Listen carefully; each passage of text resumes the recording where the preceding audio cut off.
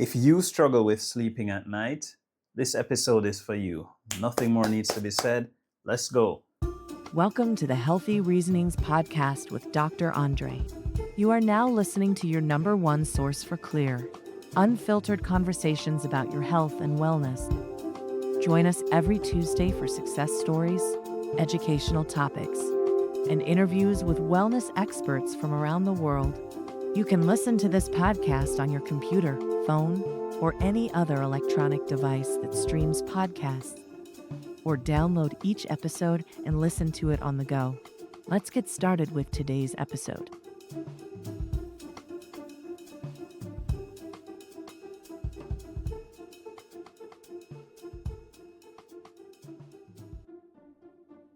All right, so episode 39 of the Healthy Reasonings podcast. Can you believe we're at 39? This is your number one podcast for clear, unfiltered information about your health and wellness. And as you know, we're not speaking specifically about your personal medical concerns or complaints, but we're providing you with information that you can use to guide you through, to the right person or persons to help you to navigate your personal complaints in a healthy way. In the meantime, we're providing you with knowledge and information that will be useful to help to guide you in the understanding of what may be happening to you so that yourself and your healthcare professional can have a really wonderful conversation and hopefully an excellent outcome for you. It's a late night podcast. It's after 12 in the night here. I'm up because I'm committed to doing this for you, my healthy reasoners. I'd much rather be sleeping. But the interesting thing is that today we are going to be talking about sleep anyway, so it's probably a good time for me to do this podcast. We're going to be talking about what happens during sleep, and more importantly, why it is that when you're not able to sleep for a night or two, it can actually cause you to not be able to sleep for a longer time than that.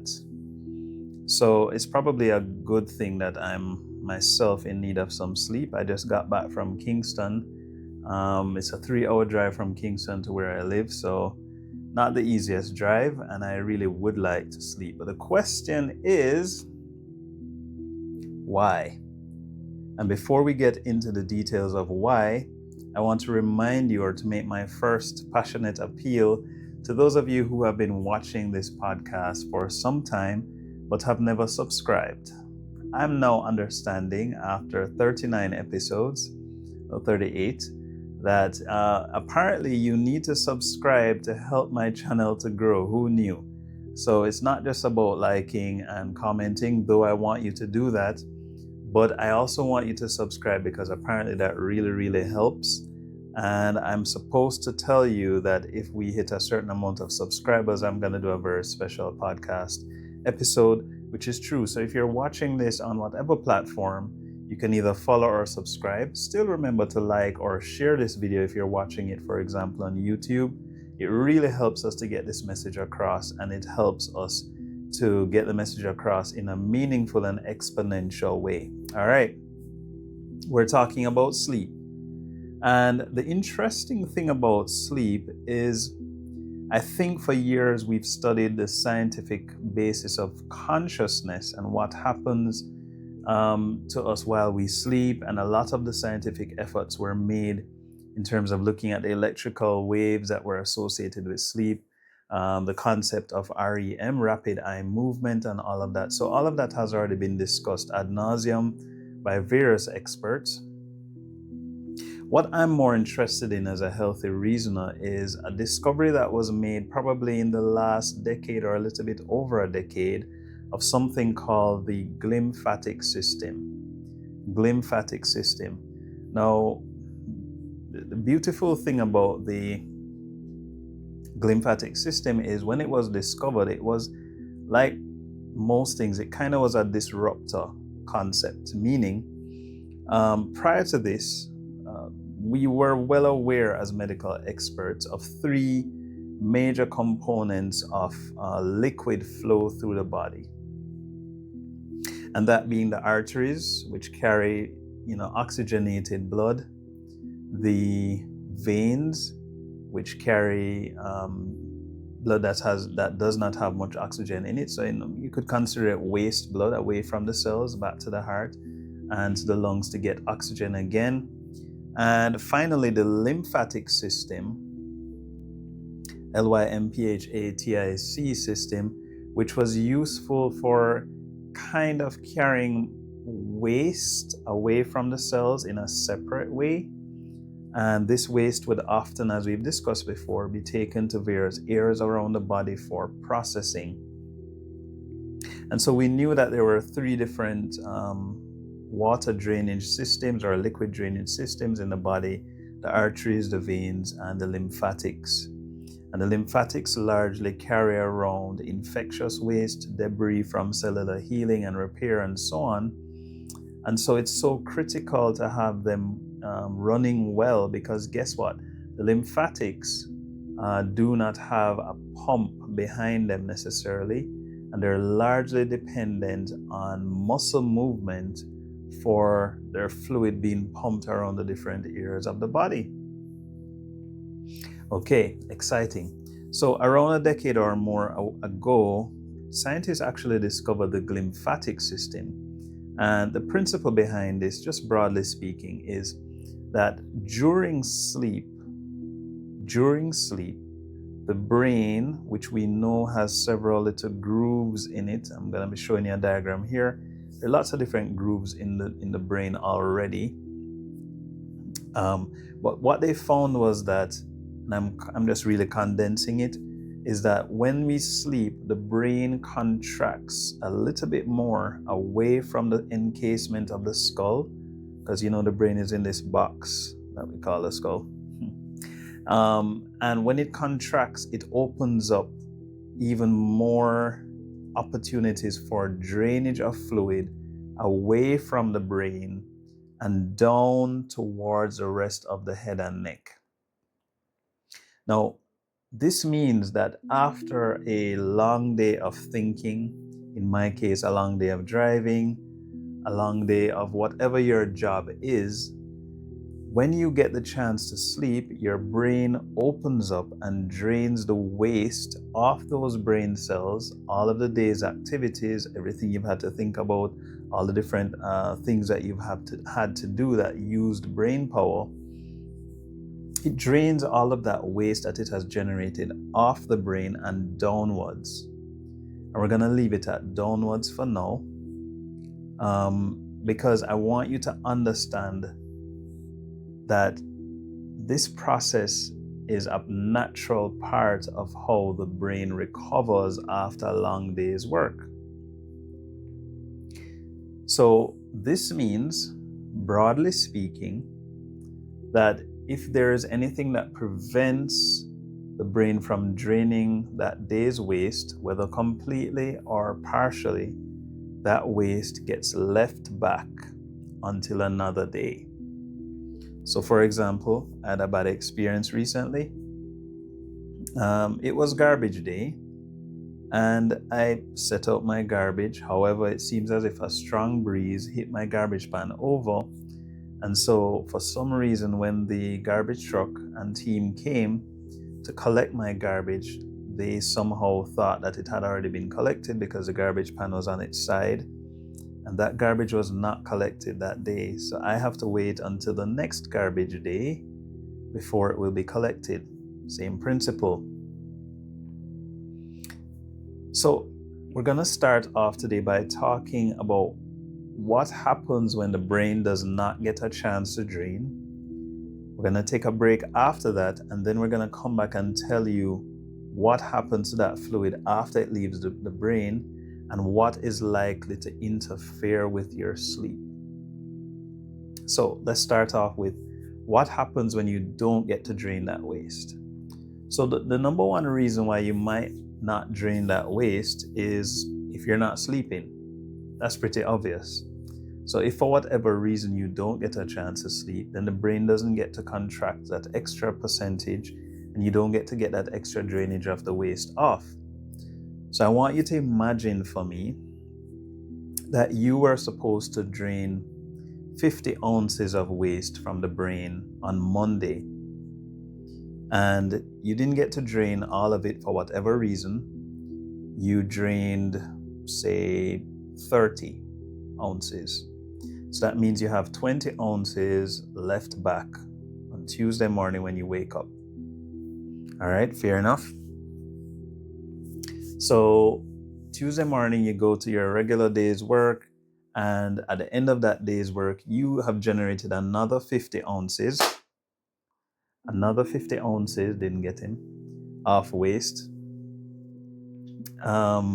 And Tuesday night, you go to sleep, and you now have that day's 50 ounces plus the leftover 20 ounces from the previous day to drain. So now you have 70 ounces to drain that night.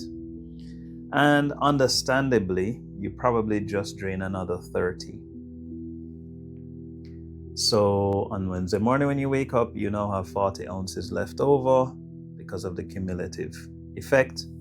Wednesday night, you have that 40 ounces to drain plus the 50 that you've generated throughout the day on Wednesday. And naturally what happens then is that you end up with 50 plus 40, 90 ounces to drain Wednesday night. Let's say for whatever reason you drain an extra amount Wednesday night, so you drain 50 ounces. You wake up on Thursday morning, you have 40 ounces left back. And so if you're following the math, you can see how easily you can generate lots and lots of sleep debt. Not an ethereal concept, not just something that we speak about glibly to say, oh, you have sleep debt, you need to pay back that debt. But it actually is tangible waste that is not being drained from the brain. And as a result, you literally do have a debt to pay because you have something left back. We're going to take a quick break, and then we're going to come back and talk about all the different things that can interfere with the brain's ability to drain. Be right back. Life can be overwhelming. Stress, toxins, and the demands of daily life can leave you feeling drained, sluggish, and overwhelmed. What if there was a way to restore your energy and clarity naturally? Introducing the revolutionary coffee Enema, an ancient detox practice reimagined for modern wellness. Using the power of organic, high-quality coffee, we help your body to flush out harmful toxins so your whole body feels refreshed. Coffee enemas are simple, effective, and backed by centuries of medical practice. They promote detoxification from the inside out, without the side effects of harsh chemicals or synthetic treatments, all while gently supporting your liver function and increasing your body's natural energy levels. Step into our serene, relaxing coffee enema room at Teshuva Wellness. It's a space designed for your ultimate relaxation and rejuvenation. Here, your comfort and privacy is our #1 aim. Try your first coffee enema and experience the gentle power of nature to rejuvenate your body, mind, and spirit. Call us at 876-787-8197 to get started on your wellness journey today. Teshuva Wellness. Return to your best self. All right, Healthy Reasoner is a late night podcast. It's 12:15 or something like that in the morning. And I'm going to get this done because I want you to have this information. And I figure if I can do it when I'm sleepy anyway, then it's probably even more relevant for some reason. I don't know how that works, but let's see. So we spoke about what happens when the brain doesn't get a chance to drain. We did some quick math, and we told you why you're probably likely to feel more and more tired with each day that passes when you don't get adequate sleep. Now, assuming that you are actually attempting to sleep at night, what are the actual reasons why you might not be able to clear that brain waste? And they're not difficult. First, we're going to just look at what happens after the brain drains, and it's easy to see. One, the brain drains down into ultimately it's going to drain into the lymphatic system of the head and neck. and hence the name glymphatic. Glymphatic related, the G is related to a fancy term. And so what it's going to do is drain past the sinuses. These are called the frontal sinuses. Again, past these sinuses, which are called the maxillary sinuses, past the teeth, and ultimately the waste is gonna pass by the tonsils, which may help it a little bit of processing. The ultimate destination is to get into these drainage areas, these infraclavicular lymphatics. Lymphatics under the collarbone, or supraclavicular nodes are there as well. So the fluid needs to get here. Then from here it goes to another drainage site right in the middle of the chest. And from the middle of the chest it goes onwards, ultimately terminating in the region of the liver. So if the flow is supposed to be like this, straight down, ultimately terminating in the liver, then it's easy to imagine the brain then as almost like a toilet that needs to be flushed. So the toilet flushes here, the fluid and contents of the bowl pass through in the lower part of the toilet down to, let's say, the drainage area of your house, then to the septic tank, and then ultimately onwards to a main sewage treatment facility. Now, if the brain is operating like a toilet, then it means that, as we can all imagine, there's a potential for the toilet to get blocked. And what might make it get blocked is if the areas below where it's draining into are also blocked. So one of the main reasons that I've found people have difficult sleep is if the areas below are already blocked. Meaning, let's say for example, the liver is congested. So when the fluid drains, it can't get all the way down to the liver. So it's, everything above that gets built up until there's nothing there to drain. Or for whatever reason, let's say that these pipes underneath the collarbone are overwhelmed. Then what happens is we end up with issues as well, because again, if these are overwhelmed, then there's no way that there's going to be gravity fed drainage. So what are the reasons why these pipes might become overwhelmed? Well, if we have a situation where, in addition to the brain trying to drain into these drainage tubes or passages or pipes called lymphatics and onwards, downwards, if there are other issues or other areas of the head and neck that also need to drain or are draining excessive amounts of waste into those same pipes, then they may overwhelm the system and prevent the brain from draining. So for example, one of the common ones is a bad tooth or bad teeth. Bad teeth or inflammation or infection around the teeth will cause a lot of waste to be drained daily as the body tries to clean those areas. And that's going to have to drain into those same pipes. Another consideration is chronic sinus problems. That's a very common one that I see. And chronic sinus issues, inflammation in the sinus, infection in the sinus, again, every night the body is going to attempt to clean that up, and it's going to send the waste into those same pipes. And so if you have the brain trying to drain, the sinus is trying to drain, and sometimes even also the teeth trying to drain, that's going to pose a problem. And then there's some people who actually have tonsil issues. Young children are usually the ones who are troubled here, but there are several adults who have tonsillar issues as well. So if the tonsils have to do a lot of work because they have a lot of inflammation and infection dealing with, they also will ultimately need to drain into those same drainage pipes. And if there's a competition for what can drain into the pipes, too many things trying to drain into the same pipe, ultimately what's going to happen is something is not going to drain.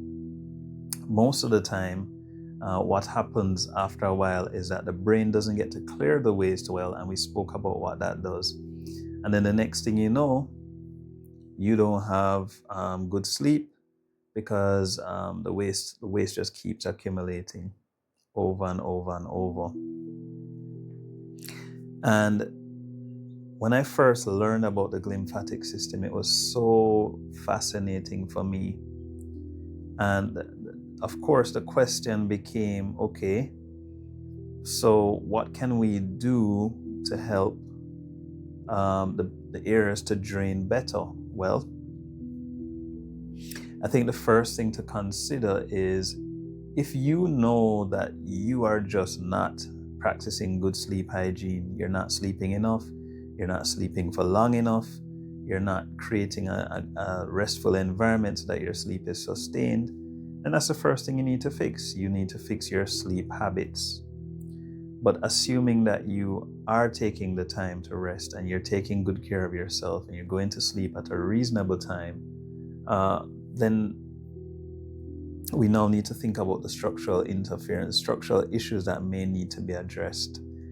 And there's so many things I want to talk about there, but one of the good things to do would be, first of all, if you know you have chronic sinusitis, sinus problems, and so on, then talk to your healthcare professional about how you can get that effectively treated, not just controlled, but treated. If you are not sure about your teeth, I always recommend that all my patients get a good dental checkup to make sure that there's no unknown issues affecting your teeth that you may not be aware of, but the dentist can easily detect. So that's teeth and sinuses. Of course, if you have tonsillar issues, by now you probably know, because you may develop tonsil stones all the time. You may get sore throats very often, and your doctor may have said to you, hey, your tonsils are swollen. That's an indication that you probably need to figure out what you can do long term to fix those issues. And then further down, of course, if your liver is the issue and it's congested, then you need to find a good healthcare professional who can help you to figure out why your liver is struggling to clear certain things. Is it your diet? And so on and so forth, so that you can figure out how to get your liver working at full potential again, so that drainage is constant and effective. So I'm gonna make a quick plug for a technique that I do at my office, Teshuva Wellness. It's a neural therapy technique. We spoke about neural therapy in an earlier episode, and that technique is called the Crown of Thorns. I might throw in a little footage of it, or I might just bring it into a subsequent episode so we can talk about it in greater depth. And that's what I think I'll do. Might see a few clips of it playing at the moment. But other than that, I think that has been my greatest successful tool in helping my patients to overcome sleep issues, because it stimulates the drainage of the entire head and neck, and in so doing, it basically flushes the toilet. And my patients always have to hear a funny story from me when I talk about that flushing the toilet experience. We're going to take a quick break, and then I'm going to tell you some funny stories about doing the Crown of Thorns procedure for different patients and what they experienced. We'll be right back. Are you struggling with chronic pain or neurological discomfort? Discover the transformative benefits of the Crown of Thorns neural therapy, a specialized treatment designed to reset nerve signaling, reduce inflammation, and restore balance to your nervous system. Why choose Crown of Thorns therapy? It's a targeted relief for migraines, neuralgia, and chronic pain. It's non-invasive and minimally uncomfortable. It uses safe, effective procaine injections and provides quick recovery with long-lasting benefits. Our expert practitioners apply a series of gentle injections around the scalp in a circular pattern like a crown to help regulate your nervous system and promote healing. Many patients experience noticeable improvements even after the first session. Don't let chronic pain control your life. Book your session today at Teshuva Wellness and take the first step towards lasting relief. Call us now at 876-787-8197. Book now. All right. I'm wondering if maybe I need to do this late night thing more often. There is one pesky mosquito in the studio here that's constantly finding me, and that's the only downside. Because I've gotten one bite already, probably two. Anyway, yeah, so stories. Everybody loves a good story, and I have a ton of them. I forgot to mention that one of the things that interferes with drainage as well is injuries to the neck. Injuries to the neck, which kind of disrupts the architecture of the neck and the proper drainage flow that would normally exist. Because of the injuries, it distorts how the pipes flow. There's a funny story I always like to tell about doing the Crown of Thorns to help people to improve their glymphatic system. I remember a young lady came to see me about 2 years ago. She may be watching this episode. If not, I'm going to find a way to ensure that she watches it so she can know I'm talking about her. And if you know it's you, I'm saying hi to you and your husband. Hope you guys are doing well. So the complaint for this young lady was she had really bad stuffy nose each morning, post-nasal drip, always feeling like something is draining at the back of the throat, of course interfering with sense of smell from time to time. Of course, that's going to eventually give you headaches as well, because again, not enough drainage taking place. So, and I think brain fog was an issue, and not really getting good sleep. So of course, listened to the whole story, examined her, and agreed that probably her glymphatic system needed some help. Did the Crown of Thorns procedure. It's an in-office procedure that takes about 3 minutes. It's done right at the bedside. And then I said to her, hey, just sit still for a little bit and let me know what you feel. And we had gone through the little joke about how the brain is like a toilet that needs to be flushed. And I kid you not, within 30 seconds, she said to me, oh my gosh, Dr. Andre, I feel like something just literally flushed down from the top of my head down into my throat. And I mean, I've seen it happen quite a few times, so that wasn't the surprising thing. What was surprising was what happened next, which is she just started laughing. I mean, laughing uncontrollably. She laughed for about 2 minutes initially, and then it kind of dawned on her that she wasn't stopping. And I kid you not, she laughed for about 20 minutes straight. And her husband was sitting there kind of looking on and saying, well, this is strange, but it looks like it's helping her. And she laughed for 20 minutes. I mean, I've not seen somebody laugh for that long.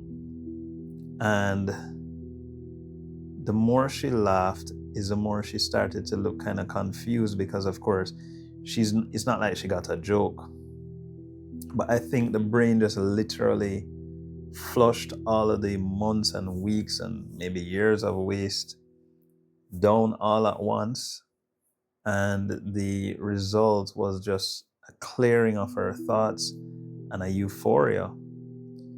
And 20 minutes in, I said to her, hey, there's somebody outside who actually needs to see you. And I think that was a trigger for her to kind of, okay, I need to get this, because she was at that point, it was difficult for her to take breaths because she was laughing so much. And then she just kind of settled down, took some deep breaths, and everything calmed down. What was interesting was that within a few seconds after she settled, she ran to the sink in my office and just kind of spat out a whole lot of phlegm. So that's pretty exciting in and of itself. But then she called me a few days after to say, hey, thank you so much for the work that you did. Ever since we did that procedure, I've had so much clarity of thought. My job performance has increased significantly, and I'm really enjoying doing my work now because the brain fog is all gone. So that's one experience I've had of many. The second one was a Jamaican man. And I know why I laugh to start this story, because Jamaican men, myself included, tend not to be very in tune with our bodies. And as a result, when I do work like this for a Jamaican man, myself included, we tend to have two responses when we're done. How are you feeling? It's either good or nothing. So yeah, I feel the same or I feel better. It's never like, oh, I feel this shifting or whatever. Anyway, so I did this. This gentleman had a slightly different story. It wasn't sleep per se, although he did have some sleep issues. I think he thought it was related to his young child. And we did the Crown of Thorns for him because he was having really bad sinus issues with constant postnasal drip.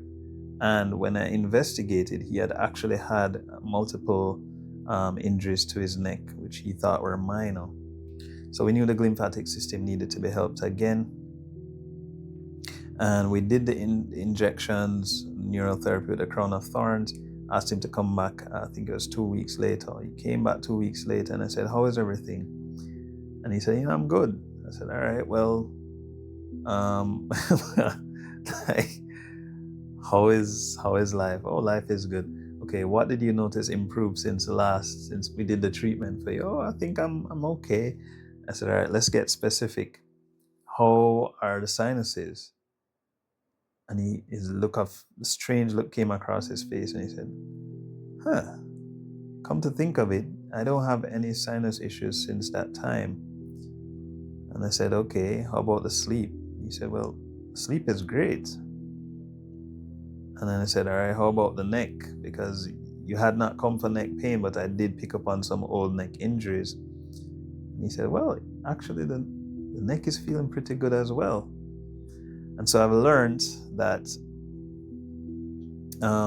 most times you have to be very specific when asking about the improvements that patients have. And he was a good example of that. Yeah, I could tell you so many stories. You guys have seen my wife on previous episodes. I could tell you stories about when she was having some sleep issues, and I just learned the Crown of Thorns procedure. But in her case, I had to pretty much chase her around the house just to get her to do it. But in general, I think we underestimate how much of our sleep issues are due to drainage issues. And I encourage my patients, regardless of their complaint, to look into that as a possibility, because guess what? If you are able to correct your glymphatic system and your glymphatic drainage, then it opens up so many possibilities. Because one, if the issue is not related to the brain itself and it's due to something else, feeding into the brain, into the drainage areas, and what you have done is you've identified a new issue that could have caused other problems anyway, that you probably needed to get resolved anyway, like sinus issues, a bad tooth or teeth, inflammation or infection around the teeth, tonsillar issues, and so on. Those are things that can have long-term consequences, and sleep difficulty is just the start of what could happen. So when someone has sleep issues, it's usually a good opportunity for us to do an overall check of what's happening with their head and neck. And if you are having sleep issues, I highly recommend that you get in touch with a healthcare professional that you trust. Finally.